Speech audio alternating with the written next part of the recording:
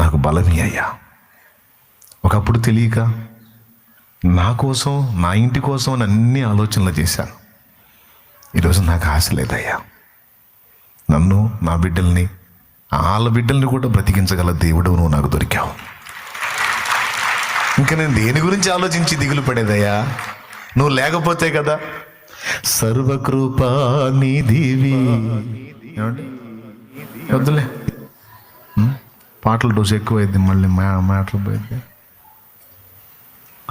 సర్వకృపానిధివి, సంపదలు గనివి నువ్వు ఉంటే ఇంకా నాకే. ఒక పక్క వెండి బంగారాలు, ఒక పక్క ఆయన కూర్చొని నీకు ఏం కావాలంటే ఖచ్చితంగా మీరు ఎవరిని అడుగుతారు?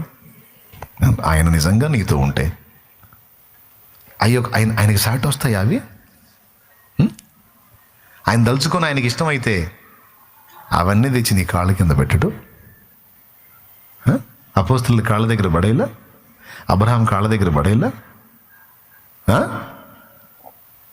నీకెవడో ఎవడో.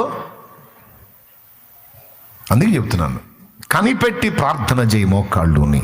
ఎందుకొరకంటే పరిశుద్ధాత్మ కొరకు. పరిశుద్ధాత్మ కొరకు.